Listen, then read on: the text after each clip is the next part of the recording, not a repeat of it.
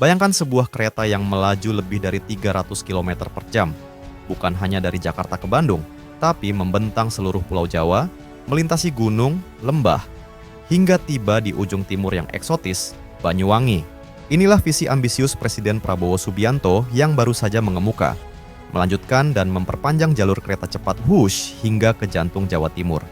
Sebuah rencana mega project yang jika terwujud akan mengubah wajah Indonesia selamanya. Tapi, apakah ini realistis? Berapa biayanya? Dan apa dampak sebenarnya bagi kita semua? Saksikan analisis mendalam kami karena kebenaran di balik Wush ke Banyuwangi mungkin akan mengejutkan Anda. Truth, clarity, impact.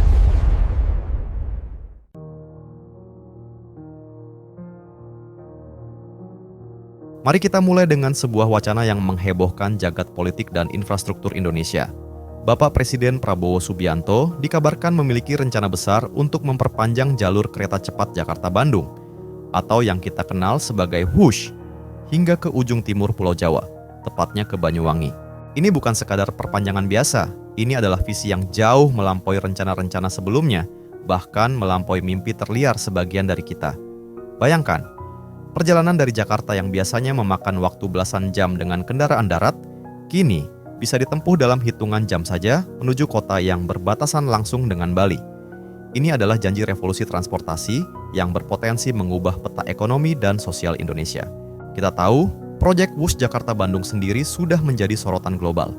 Kini, gagasan untuk memperpanjangnya hingga ratusan kilometer lagi, menembus jantung Pulau Jawa yang padat, tentu memunculkan berbagai pertanyaan krusial. Bagaimana kelayakan proyek sebesar ini? Apa motivasi di baliknya? Dan yang terpenting, apa dampaknya bagi masyarakat Indonesia secara keseluruhan? Di segmen ini, kita akan mengupas tuntas latar belakang munculnya gagasan ini, membandingkannya dengan rencana pembangunan Wush yang sudah ada, dan mencoba memahami skala ambisi yang diusung oleh pemerintahan yang akan datang. Persiapkan diri Anda, karena kita akan menyelami sebuah proyek yang bisa jadi adalah salah satu yang terbesar dalam sejarah pembangunan infrastruktur di negeri ini.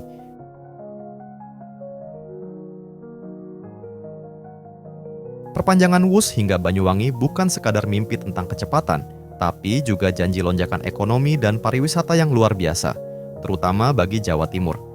Mari kita lihat lebih jauh. Dengan akses transportasi super cepat, mobilitas barang dan jasa akan meningkat drastis. Bayangkan para investor yang selama ini ragu menanam modal di wilayah Timur Jawa karena masalah logistik, kini memiliki jalur cepat yang efisien.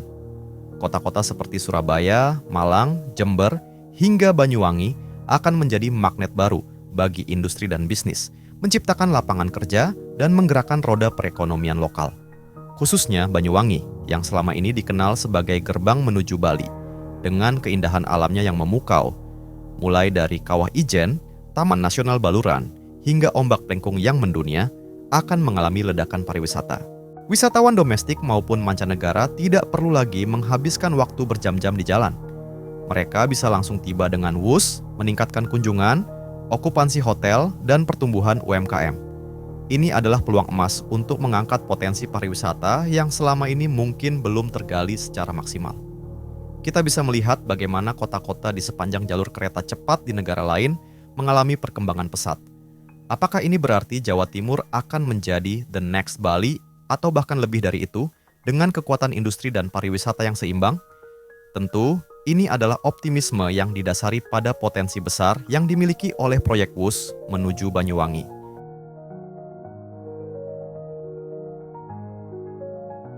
Setiap proyek ambisius tentu datang dengan tantangan besar, dan Wush hingga Banyuwangi bukanlah pengecualian.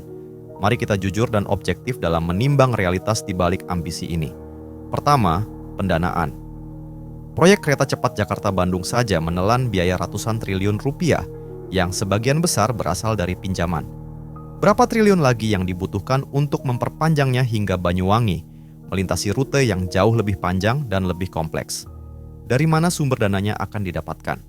Apakah akan kembali mengandalkan pinjaman, atau ada skema investasi baru yang lebih inovatif? Kedua, masalah pembebasan lahan. Ini selalu menjadi ganjalan utama dalam setiap proyek infrastruktur di Indonesia. Jalur yang akan dilalui tentu akan melewati banyak permukiman padat dan lahan produktif. Proses pembebasan lahan seringkali memakan waktu lama, menimbulkan sengketa, dan menambah beban biaya. Ketiga, aspek teknis dan lingkungan.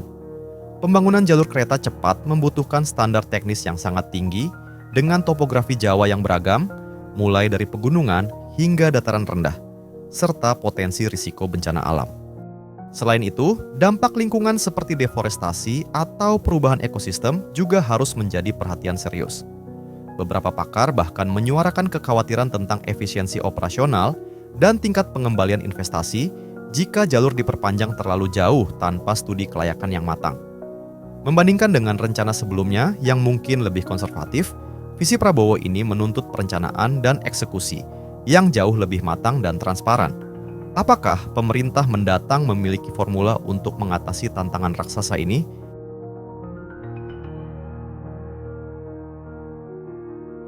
Setelah menelaah potensi dan tantangannya, pertanyaan krusialnya adalah, akankah WUS hingga Banyuwangi benar-benar mengubah masa depan Indonesia? Jika proyek ini berhasil direalisasikan, dampaknya akan multidimensi. Dari segi ekonomi, konektivitas yang lebih baik akan mendorong pemerataan pembangunan, tidak hanya terpusat di wilayah Barat Jawa. Kota-kota di sepanjang jalur akan menjadi pusat pertumbuhan baru dan bisa mengurangi kesenjangan regional. Dari segi sosial, mobilitas masyarakat akan jauh lebih mudah, mempercepat interaksi antar daerah, memperkaya budaya, dan memfasilitasi akses ke pendidikan serta layanan kesehatan. Namun, kesuksesan proyek ini sangat bergantung pada keberanian politik, kecermatan perencanaan, dan efisiensi eksekusi.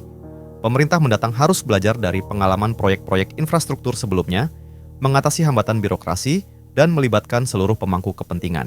Bukan hanya sekadar membangun jalur kereta, ini adalah tentang membangun jembatan menuju masa depan yang lebih maju dan terhubung bagi seluruh rakyat Indonesia. Sebuah keputusan berani yang akan menetapkan arah pembangunan bangsa untuk dekade-dekade mendatang. Apakah kita akan menjadi negara yang benar-benar terhubung dengan transportasi kelas dunia? Ataukah proyek ini akan menjadi catatan sejarah ambisi yang tak terwujud? Waktu yang akan menjawab. Mari kita pantau terus perkembangan ini dan berikan dukungan konstruktif untuk kemajuan bangsa. Jangan lupa untuk like, bagikan video ini jika Anda merasa informatif, dan tinggalkan komentar Anda di bawah. Bagaimana menurut Anda?